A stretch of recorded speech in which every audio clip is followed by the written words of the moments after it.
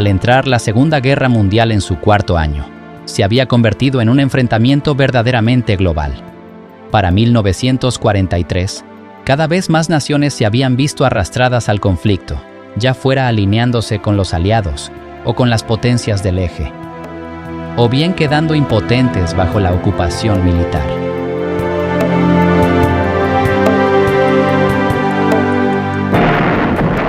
Al invadir la Unión Soviética, Adolf Hitler se había enfrentado a un enemigo formidable.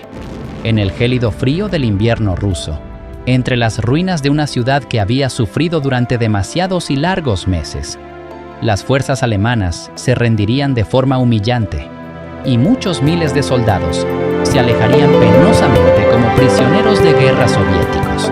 La pérdida de Stalingrado resultó ser un punto de inflexión, ya que el Ejército Rojo se sintió envalentonado para iniciar una nueva ofensiva contra los ocupantes alemanes, recuperando su vasta nación poco a poco. Los alemanes de a pie eran cada vez más conscientes de la importante ventaja que los estadounidenses estaban aportando al esfuerzo bélico aliado.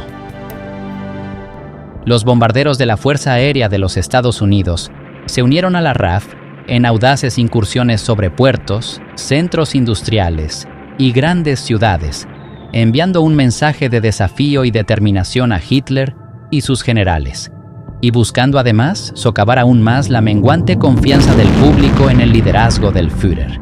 En 1943, también había motivos para el optimismo en la Guerra del Pacífico contra Japón. Para los jóvenes marines estadounidenses, la isla de Guadalcanal, en el Mar del Sur, era sinónimo de un que no tenía nada que ver con un paraíso tropical. Había llegado a significar noches interrumpidas por el estruendo de las bombas y el fuego de artillería, combates salvajes en la selva empapada, marines que se lanzaban hasta refugiarse en trincheras mientras los aviones japoneses ametrallaban el paisaje, mientras los estadounidenses en tierra luchaban contra la malaria y la disentería, además de esquivar el fuego de los francotiradores. Pero el control que Japón había ejercido con tenacidad sobre Guadalcanal se estaba debilitando de manera lenta pero segura, y la victoria llegó antes de lo que los comandantes estadounidenses y australianos se habían atrevido a esperar.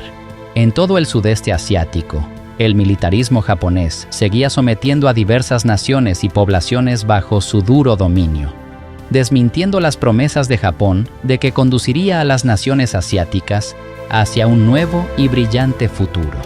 La Segunda Guerra Mundial planteó un verdadero dilema a los nacionalistas anticolonialistas de la región. ¿Debían creer en las promesas de Japón o unir su suerte a la de los aliados?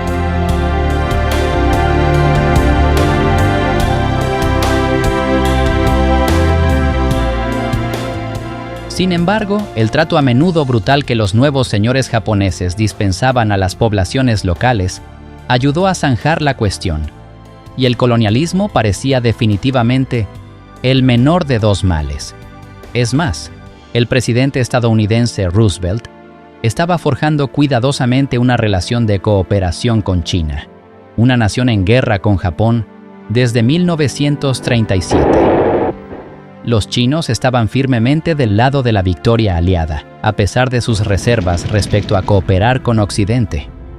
Además, en el norte de África, los aliados recibieron una acogida favorable por parte de la población indígena. Observaban, en su mayoría en silencio, cómo las mareas de la guerra subían y bajaban a través de sus tierras. Se estaba librando un choque entre titanes europeos que, afortunadamente, se desarrollaba en gran parte en los desiertos áridos más allá de sus ciudades. Para los aliados, el éxito en las arenas y colinas rocosas del norte de África les dio la esperanza de que el fin del nacionalsocialismo de Hitler y su malvada ideología de pureza racial era un que ya estaba a la vista.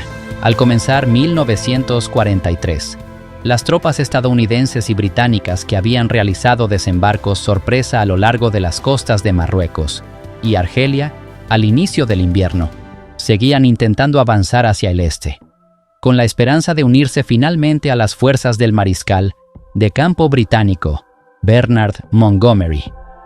El octavo ejército de Montgomery avanzaba a lo largo de la costa mediterránea desde la otra dirección, pisándole los talones a los alemanes en retirada, liderados por el mariscal de campo Erwin Rommel, el zorro del desierto de Hitler.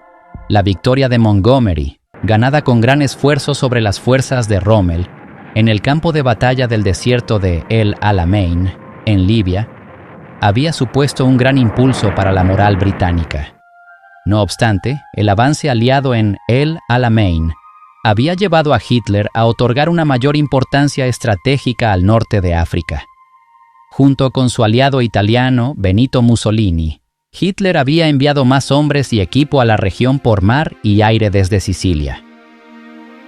Además, los éxitos aliados en el norte de África habían llevado a Hitler a ordenar la ocupación directa de la parte sureste de Francia, que hasta ese momento había sido administrada por el gobierno francés pronazi, con sede en la ciudad de Vichy.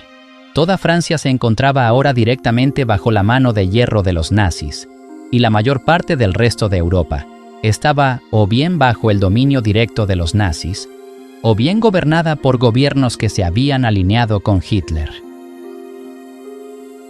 Y los planes del Führer para un nuevo orden basado en ideas de supremacía racial se estaban intensificando. El foco del odio de Hitler eran los judíos de Europa, y en los 9 meses anteriores, 5 campos de exterminio en la Polonia ocupada por los nazis habían iniciado sus operaciones asesinas. Mientras tanto, en Estados Unidos, la opinión pública seguía unida detrás del presidente Roosevelt, en apoyo de la guerra contra Alemania y las potencias del eje, incluyendo, por supuesto, a Japón. El devastador ataque japonés a Pearl Harbor no era algo que se pudiera olvidar fácilmente, ni perdonar jamás.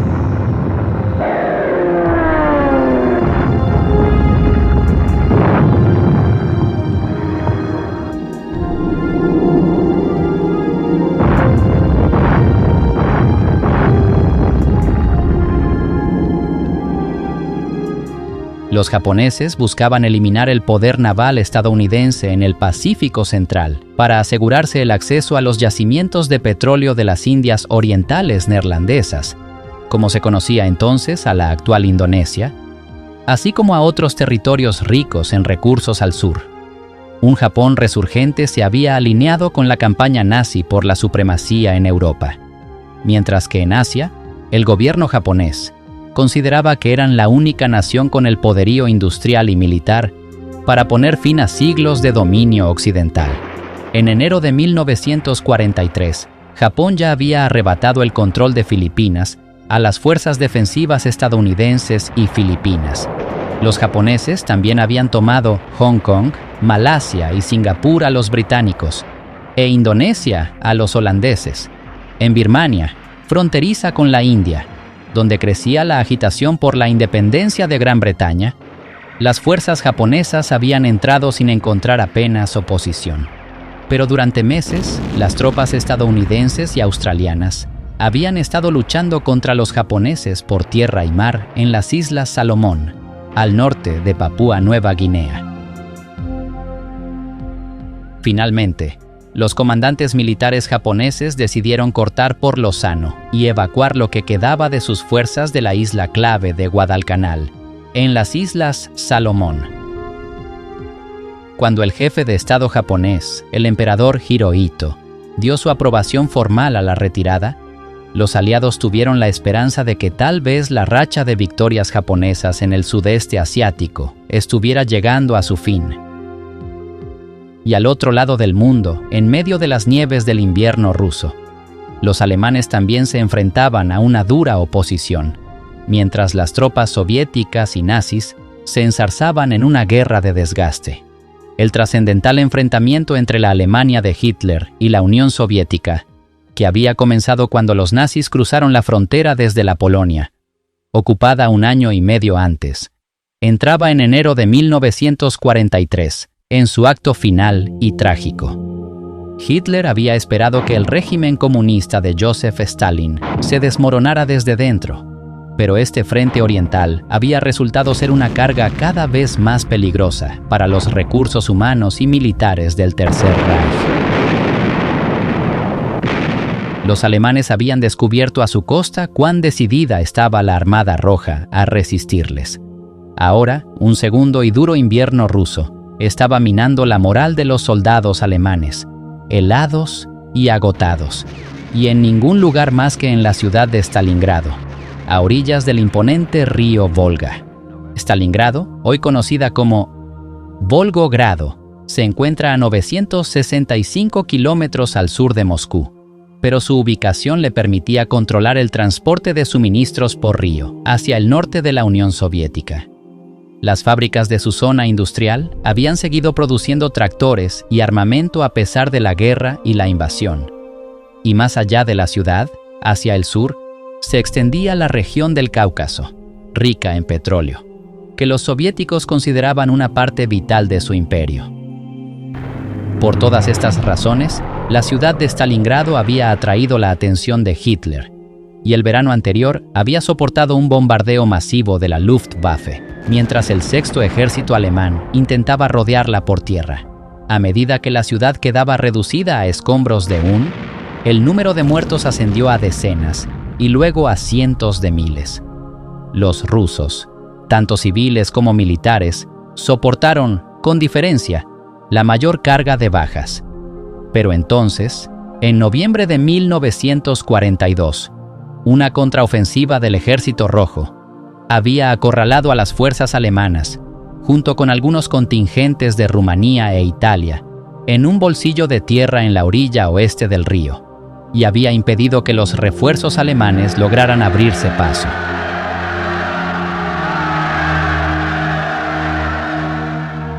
Los suministros se agotaban rápidamente, y el tifus se propagaba entre las tropas alemanas y los demás contingentes nacionales que luchaban a su lado. Apenas 9 días después de comenzar el año nuevo de 1943, mientras la nieve del invierno aún cubría densamente las afueras de la ciudad, un capitán ruso se presentó ante las líneas alemanas con una bandera blanca. Le ofrecía al general Friedrich Paulus, comandante del Sexto Ejército alemán, la oportunidad de realizar una rendición honorable. Paulus era un estratega experimentado, que había iniciado su carrera militar antes de la Primera Guerra Mundial, y que hacía todo lo posible por cumplir las órdenes del Führer de defender Stalingrado a toda costa. Sin embargo, poco podía hacer, y Paulus y sus hombres se dieron cuenta de que se esperaba que lucharan hasta la muerte. Después de que los alemanes resistieran todo lo que pudieron, en la tarde del último día de enero, el Ejército Rojo irrumpió en la ciudad, obligando a Paulus a retirarse a unos antiguos grandes almacenes. Pero los rusos pronto lo capturaron en el sótano del edificio, tumbado completamente vestido en su catre. Ni él ni sus hombres tenían fuerzas para seguir luchando. A todos los efectos, la pesadilla que había sido la batalla de Stalingrado había terminado.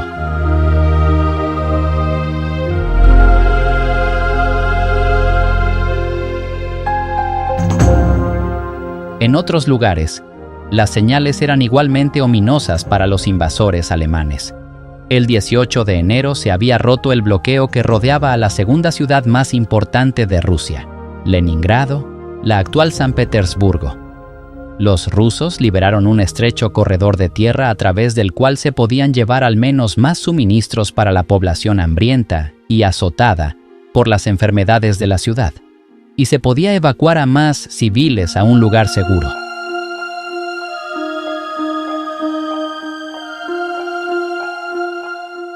Stalin llevaba algún tiempo presionando a Estados Unidos y Gran Bretaña para que abrieran un frente en Europa Occidental, con el fin de aliviar parte de la presión sobre la Unión Soviética. Aunque un segundo frente en Europa aún no era posible, el avance aliado en el norte de África ya había desviado parte de los recursos militares del eje, lejos de Rusia. Mientras las fuerzas aliadas en el norte de África se tomaban un respiro, empantanadas por las lluvias invernales, en el más alto nivel político se estaban gestando movimientos para acordar qué se debía hacer a continuación. Mientras la batalla de Stalingrado entraba en su última y desesperada fase, dos hombres se registraron en el Hotel Anfa de Casablanca, el principal puerto marítimo de Marruecos, bajo los nombres falsos de Almirante Q y Señor P. El personal del hotel se quedó atónito al ver que los dos eran, de hecho, el presidente estadounidense Roosevelt, que había volado desde África Occidental, y el primer ministro Winston Churchill, que llegó desde Londres en un bombardero reconvertido. Stalin había sido invitado a unirse a ellos, pero había enviado un mensaje diciendo que no podía abandonar su país en un momento tan crucial. Sin embargo, se aseguró de recordar a los dos líderes que habían prometido abrir un segundo frente en Europa esa primavera. Marruecos era un protectorado francés anteriormente controlado por comandantes leales al gobierno de Vichy de la Francia DL. Ahora representaba un lugar de reunión seguro para los dos líderes, ya que, tras la llegada de los aliados, el alto mando francés, el almirante Darlan, había renunciado a su lealtad a Vichy y cedido formalmente a los Estados Unidos el derecho a supervisar todos los puertos, el transporte y los movimientos de tropas. Cuando Darlan fue asesinado por un disidente francés apenas unas semanas después, su lugar como administrador del norte de África había sido ocupado por otro antiguo partidario de Vichy, el general Henri Giraud. Los estadounidenses lo habían preparado para este papel, para gran disgusto de otro general francés, Charles de Gaulle. Se había opuesto al nazismo y al gobierno de Vichy desde el principio, y como comandante de las fuerzas francesas libres con base en Londres, se había convertido en un símbolo de la resistencia francesa. Foto 41. Los dos generales franceses también fueron persuadidos para asistir a los 9 días de conversaciones en el Hotel Anfa, que pasarían a la historia como la Conferencia de Casablanca, donde se vieron obligados a mantener su hostilidad dentro de los límites diplomáticos. Entre Roosevelt y Churchill, las relaciones eran mucho más fáciles, ya que era la cuarta vez que los dos líderes se reunían desde que comenzó la guerra. Al finalizar la Conferencia de Casablanca, Roosevelt declaró a la prensa que él y Churchill habían acordado que la guerra continuaría hasta que los aliados lograran una rendición incondicional. No habría acuerdos con el enemigo y los responsables de las atrocidades serían juzgados. De hecho, los aliados ya habían decidido esta política antes de Casablanca. Hubo críticas en Estados Unidos y Gran Bretaña por la política de trabajar en el norte de África con antiguos comandantes de Vichy, que anteriormente habían colaborado con los nazis. Por lo tanto, Roosevelt y Churchill necesitaban volver a enfatizar que su objetivo era la derrota total del nazismo y toda su grotesca ideología.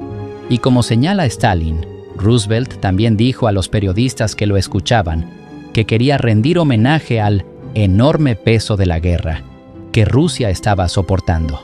Sin embargo, algunas de las decisiones más importantes tomadas en Casablanca tuvieron que mantenerse, inevitablemente, fuera de la esfera pública. La primera fue la decisión de que el segundo frente que se abriría contra la Alemania nazi en Europa sería inicialmente a través de Sicilia o Cerdeña y hacia la Italia continental, en lugar de a través del noroeste de Francia.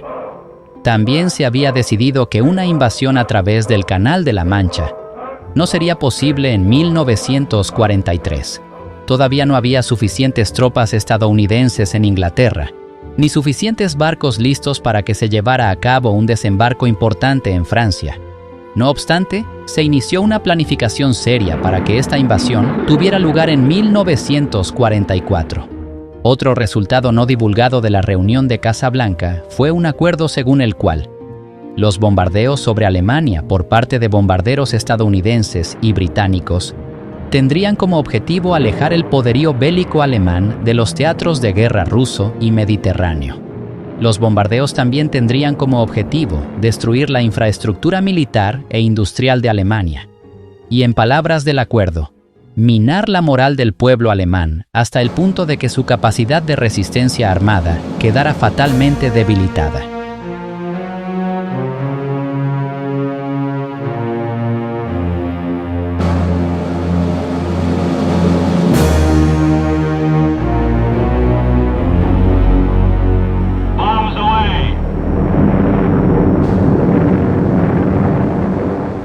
En cuanto a los dos generales franceses, llegaron a su propia resolución en la conferencia, acordando compartir la autoridad en el norte de África francesa, que esperaban que, de ahora en adelante, permaneciera bajo control aliado.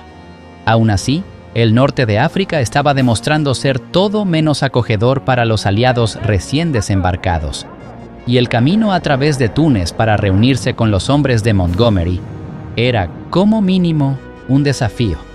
Habían cruzado la frontera con Túnez semanas antes, pero se habían visto frenados por las unidades alemanas y las lluvias invernales, que habían dejado las carreteras intransitables.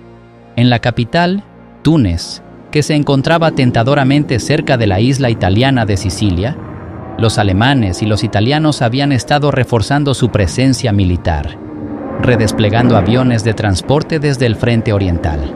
El comandante francés en Túnez seguía siendo leal a Vichy y permitía a los alemanes utilizar los aeródromos tunecinos para este puente aéreo. Mientras la armada italiana luchaba contra la escasez de petróleo, los aliados sufrían la falta de barcos suficientes para transportar a sus tropas a través del Mediterráneo, incluso con embarcaciones civiles como cruceros de línea puestos al servicio. Tras la batalla de El Alamein, Rommel nunca más sería capaz de mantener un frente firme contra Montgomery y sus hombres, entre los que se encontraban sudafricanos, indios, neozelandeses y otros, junto a soldados británicos. Al amanecer del 23 de enero, un tanque británico con 7 Gordon Highlanders a bordo entró rugiendo en la desierta capital libia, Trípoli, tras recorrer una carretera costera desierta pero fuertemente minada, donde todas las puentes habían sido demolidas por las fuerzas del eje en retirada.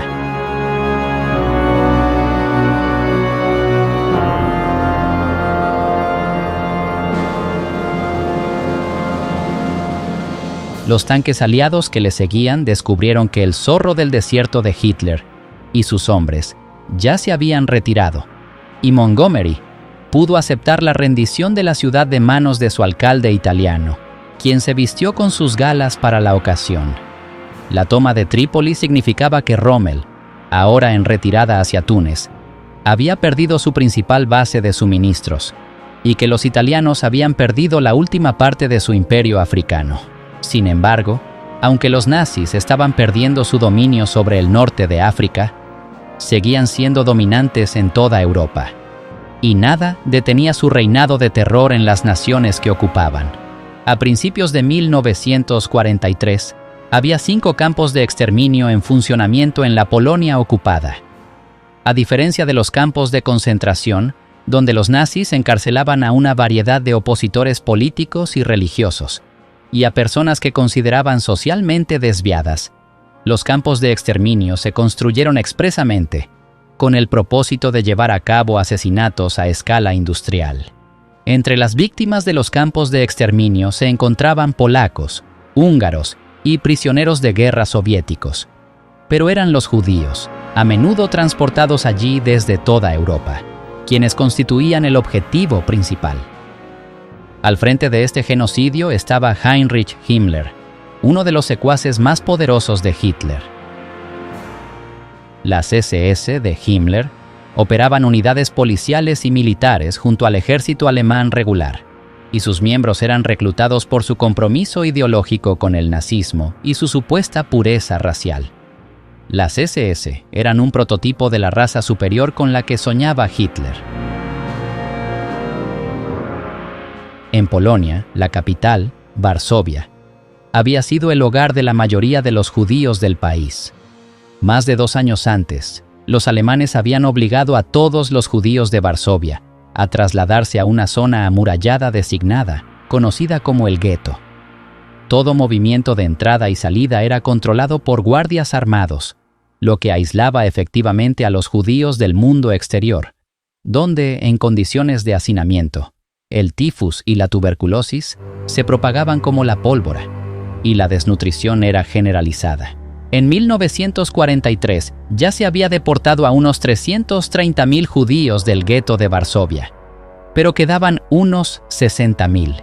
Por eso, fue una sorpresa para los guardias alemanes cuando, a mediados de enero, estalló una pequeña rebelión, precursora del levantamiento más famoso. Por primera vez, los judíos recluidos en el gueto de Varsovia, que se había convertido de hecho en una sala de espera para los campos de exterminio, habían intentado contraatacar, y eso les dio a los nazis una muestra de lo que les esperaba. En Alemania, la gente común que llevaba una vida cotidiana también empezaba a sentirse desilusionada con Hitler y el régimen nazi. Sobre todo porque, a finales de mes, tanto la Fuerza Aérea de los Estados Unidos como la RAF habían estado bombardeando objetivos importantes, entre ellos, Berlín. El 16 de enero, la RAF había regresado a Berlín tras 14 meses de ausencia. La ciudad fue alcanzada por 8.000 bombas de gran tamaño y miles de bombas incendiarias más pequeñas, y el bombardeo intensivo continuó por segunda noche consecutiva. 10 días después, los bombarderos estadounidenses realizaron sus primeros ataques sobre el territorio alemán, en un ataque diurno contra la base naval de Wilhelmshaven, en el Mar del Norte, al oeste de Hamburgo. A continuación, la propia Hamburgo fue objeto de bombardeos, y el sábado 30 de enero, la RAF conmemoró el 10º aniversario de la Alemania nazi, con 2 bombardeos diurnos sobre el país.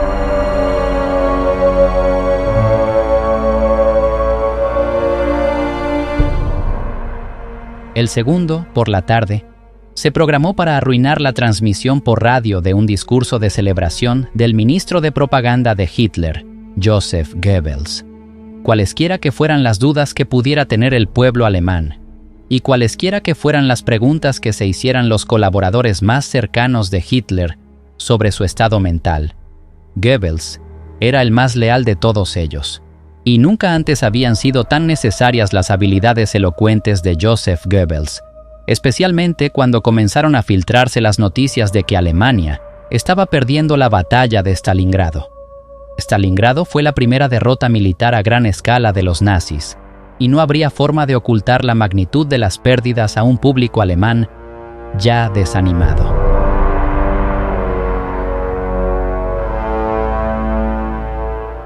El 2 de febrero, las últimas unidades del eje en la zona industrial de la ciudad rusa finalmente siguieron el ejemplo del general Paulus y depusieron las armas. El recuento de bajas en Stalingrado habla por sí solo. Por parte del eje, al menos 120.000 hombres habían muerto, mientras que 91.000 soldados, incluidos 24 generales nazis, habían sido hechos prisioneros de guerra. Solo unos 5.000 de estos prisioneros lograrían regresar a casa. Más de una cuarta parte pereció en los días inmediatamente posteriores a su captura, debilitados por las enfermedades, la desnutrición y la falta de atención médica. En el bando ruso, la población civil de Stalingrado había sido diezmada, mientras que las bajas del Ejército Rojo fueron incluso superiores a las alemanas. Algunos estiman que hasta 250.000 de soldados rusos habían muerto, sido capturados o resultado heridos en la ciudad.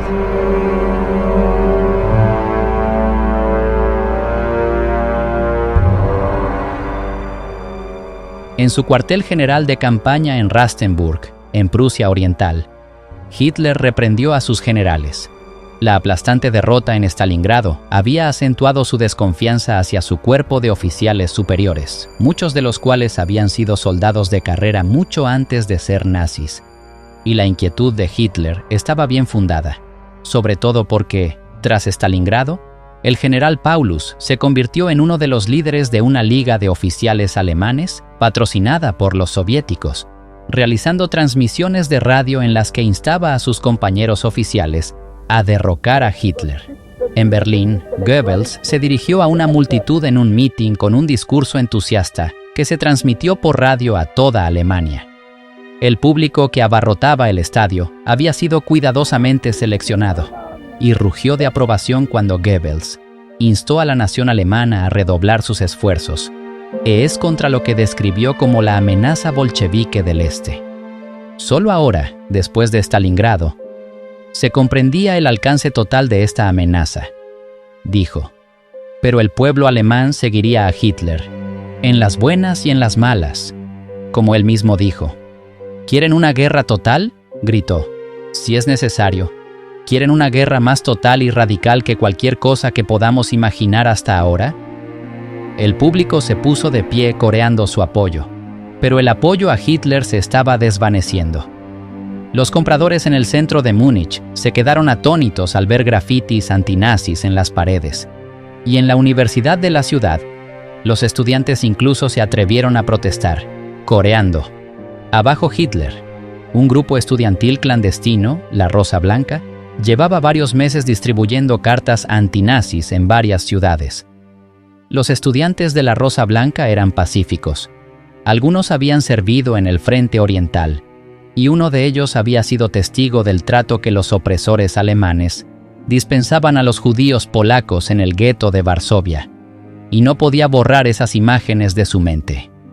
¿No es cierto que todos los alemanes se avergüenzan de su gobierno en estos días?, decía la primera carta.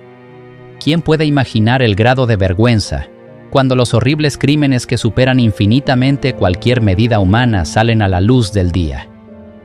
No es de extrañar que los nazis aplastaran rápidamente el movimiento antes de que pudiera convertirse en algo más peligroso.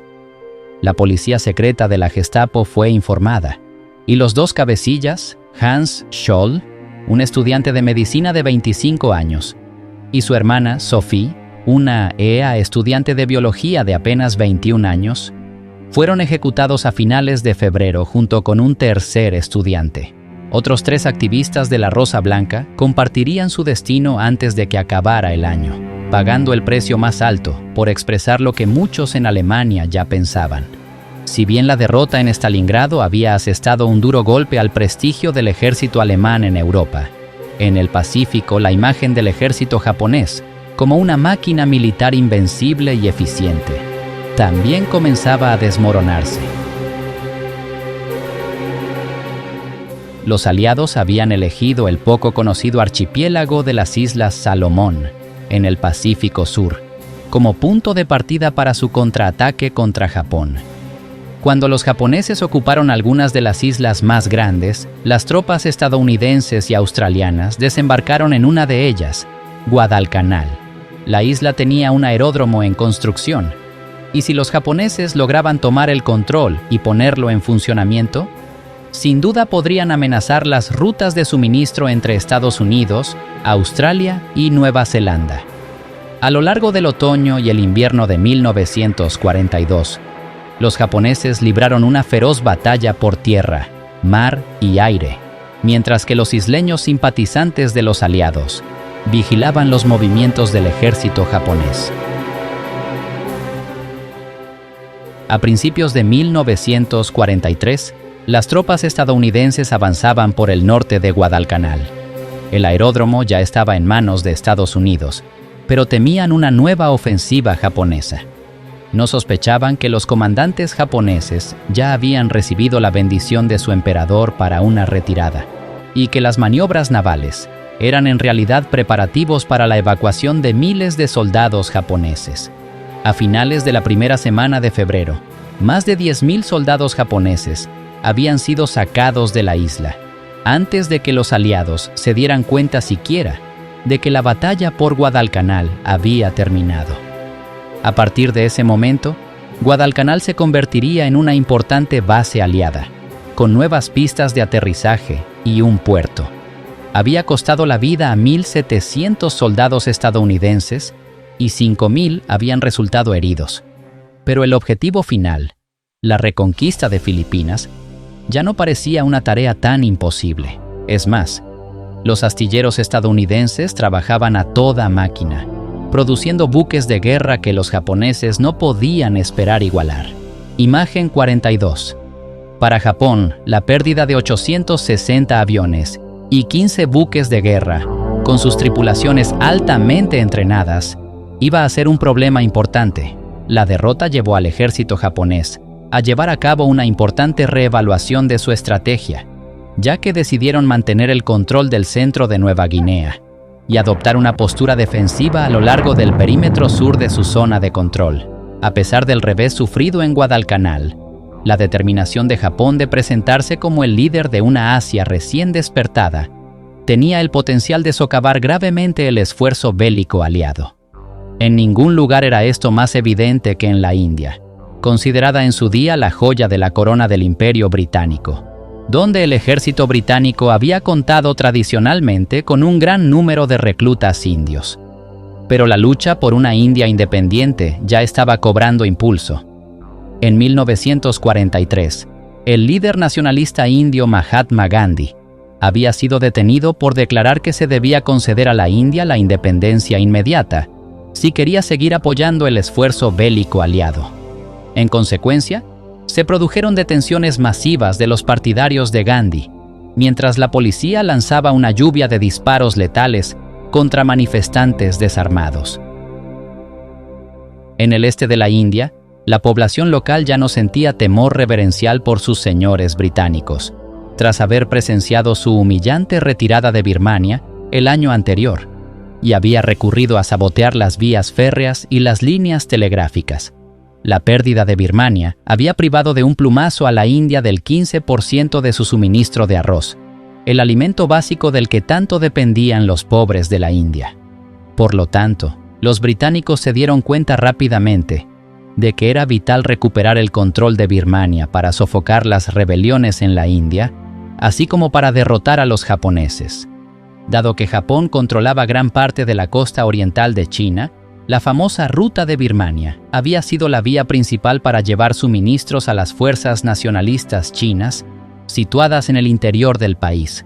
Pero ahora que los japoneses habían cerrado esta carretera, los aliados necesitaban abrir otra ruta para garantizar que se mantuvieran los suministros a China. El presidente estadounidense Roosevelt creía firmemente que la ayuda de China era vital en la batalla contra los japoneses y había persuadido al líder chino, Chiang Kai-shek, para que aceptara al teniente general estadounidense, Joe Stilwell, como su asesor militar, con el título de comandante en jefe. En una reunión celebrada en Nueva Delhi el 7 de febrero, Chiang Kai-shek accedió a proporcionar mano de obra para ayudar a reconquistar Birmania a cambio de la ayuda de Estados Unidos. Stilwell ya supervisaba la construcción de una nueva carretera desde Ledo, en la India, para conectar con el tramo final de la carretera de Birmania. Los trabajos en esta ambiciosa hazaña de ingeniería avanzaban lentamente a principios de 1943, con la mano de obra de unos 15,000 soldados estadounidenses, la mayoría de ellos afroamericanos, y 35,000 indios. Las enfermedades tropicales se cobraron un alto precio. Cientos de soldados estadounidenses murieron durante la construcción de la carretera de Ledo, así como muchos de los lugareños que también participaban en ella. Los comandantes de la Fuerza Aérea de los Estados Unidos pensaban que la carretera nunca sería tan eficaz como los peligrosos lanzamientos aéreos de suministros que estaban organizando a través de las montañas para los chinos. Y con el tiempo, por desgracia, se demostraría que tenían razón. Foto 42A.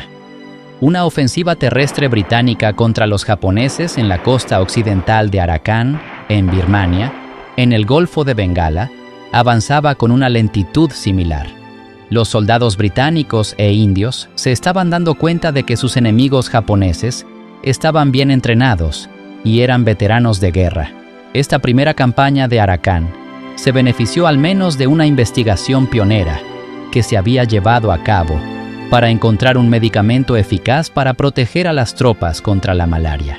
A medida que avanzaba febrero, los británicos necesitaban desesperadamente un impulso a la moral, y el éxito en Birmania sin duda lo proporcionaría. Con una sincronización perfecta, una unidad de fuerzas especiales que se había estado entrenando al otro lado de la frontera, en la India, se encontró en el centro de la atención de los medios. Se habían elaborado planes para que se infiltraran tras las líneas japonesas en Birmania y, en general, interrumpieran los suministros enemigos destruyendo los sistemas de transporte, siempre que fuera posible. Y su comandante británico dijo a los periodistas que esta fuerza especial se llamaría Chindits, en honor a un mítico león birmano. Imagen 42A. Con unos 3,000 hombres, los Chindits cruzaron la frontera desde la India y se adentraron en Birmania, pero encontraron un terreno mucho más difícil de lo esperado. Las fuerzas lograron volar varios puentes y se enfrentaron a la infantería japonesa y a las divisiones, pero a finales de marzo recibieron la orden de regresar a la India. No obstante, a pesar de que en realidad solo lograron interrumpir las comunicaciones ferroviarias japonesas durante menos de una semana, la historia de los Chindits recibió una amplia cobertura mediática y sin duda mejoró la moral británica tanto en la India como en el Reino Unido. Evidentemente, con una mejor planificación, sería posible debilitar a los japoneses en la Guerra de Selva. A medida que avanzaba 1943, los aliados se vieron sin duda en la necesidad de adaptar su estrategia militar para ajustarse a una variedad de terrenos inhóspitos.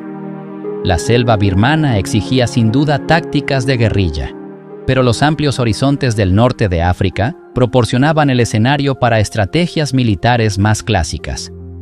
Al general estadounidense Dwight D. Eisenhower se le otorgó ahora la autoridad general sobre el esfuerzo militar, aliado en toda la región mediterránea, con el general británico Bernard Montgomery bajo su mando directo.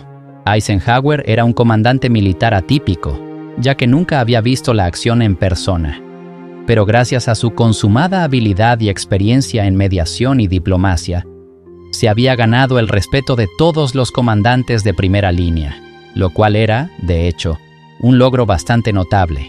No obstante, a Eisenhower le esperaba una época difícil y necesitaría la cooperación total de todos aquellos a quienes comandaba. El 12 de febrero, bajo una lluvia torrencial, la 7ª División Blindada de los Aliados cruzó la frontera de Libia a Túnez. Toda Libia estaba ahora en manos de los aliados, y Montgomery pudo supervisar la descarga de equipo y suministros nuevos en el puerto de Trípoli, recientemente despejado.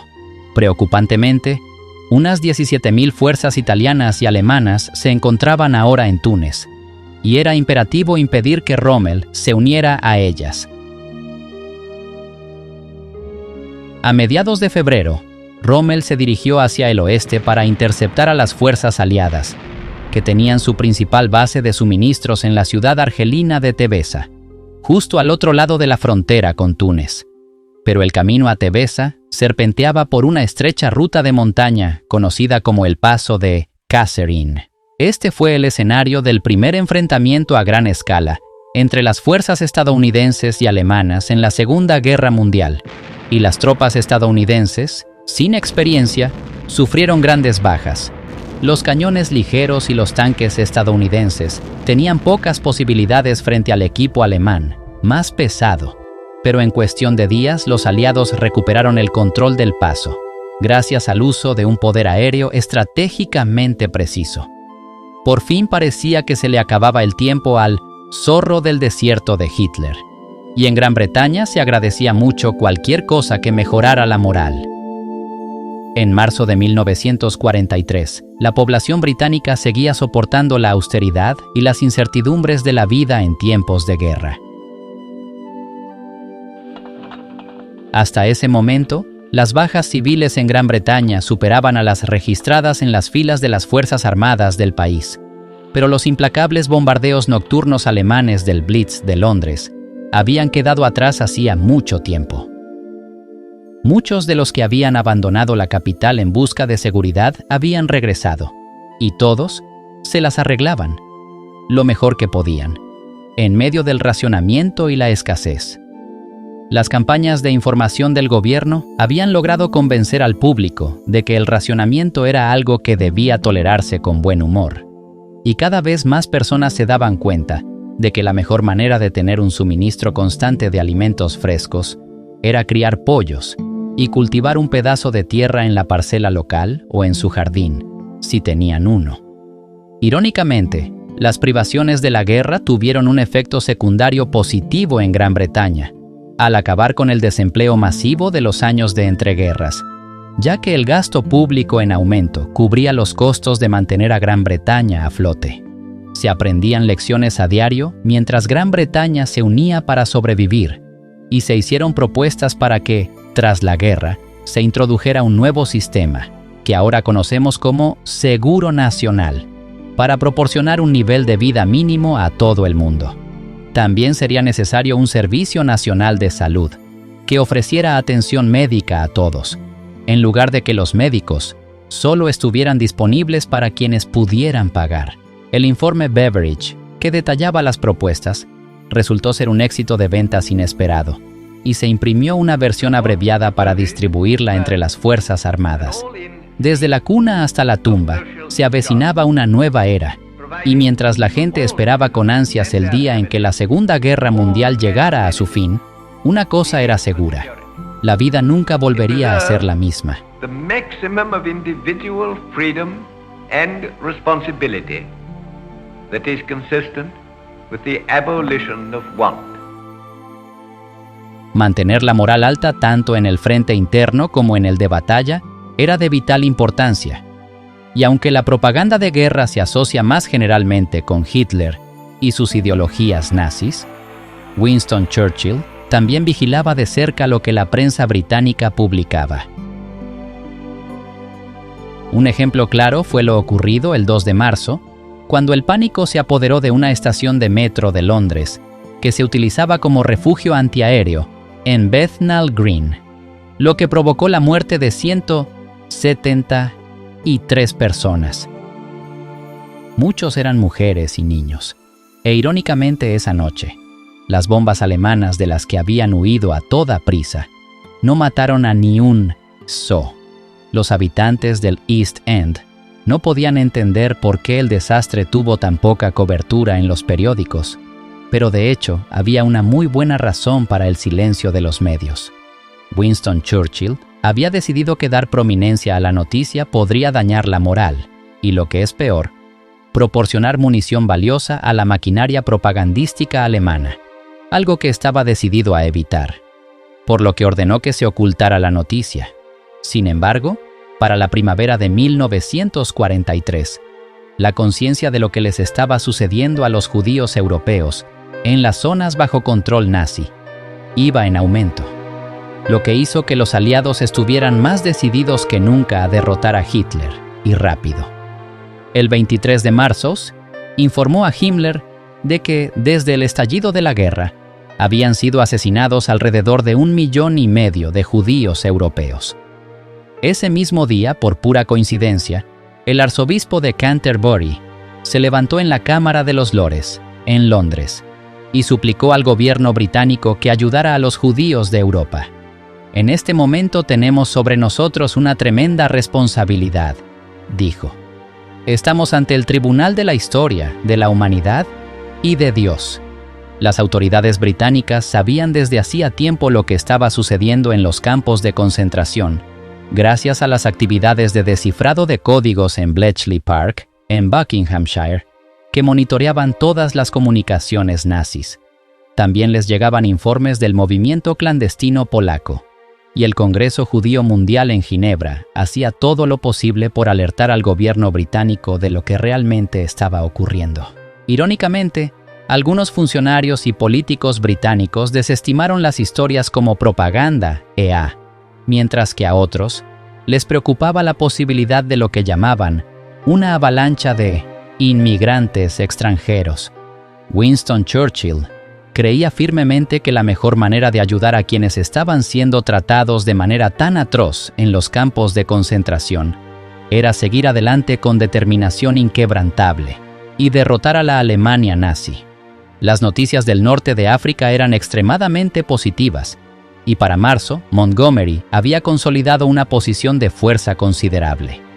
Contaba con 400 tanques, mientras que Rommel solo tenía 160, y los aliados también eran superiores en el aire, ya que habían construido nuevos aeródromos en el norte de África, lo que significaba que ya no dependían de su base en Malta. Había llegado el momento de que los aliados consideraran una invasión de Italia, y un bombardeo sobre Sicilia no dejó ninguna duda a Hitler sobre lo que se estaba planeando.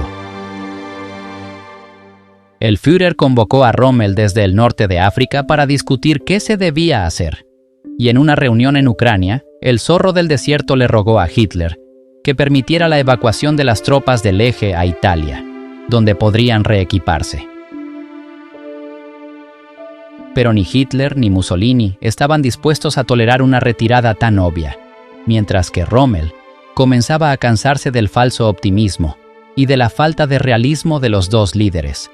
Mientras tanto, en el norte de África, Montgomery avanzaba hacia la victoria aliada en Túnez. Antes del estallido de la Segunda Guerra Mundial, los franceses, en su ocupación del norte, habían construido una línea de fortificaciones en el sur de Túnez. Tras perder un extenso territorio en el norte de África a manos de los aliados, en la Operación Torch, en el otoño de 1942, las potencias del eje habían logrado mantener lo que se conocía como la línea Maret. Y utilizando campos de minas, zanjas antitanque, alambre de púas y posiciones de artillería cuidadosamente ocultas, los alemanes y los italianos habían creado un bastión defensivo. Pero la estrella de Montgomery estaba definitivamente en ascenso, y a finales de marzo había logrado romper la línea Maret, y literalmente era solo cuestión de semanas antes de que los aliados tomaran el control de Túnez.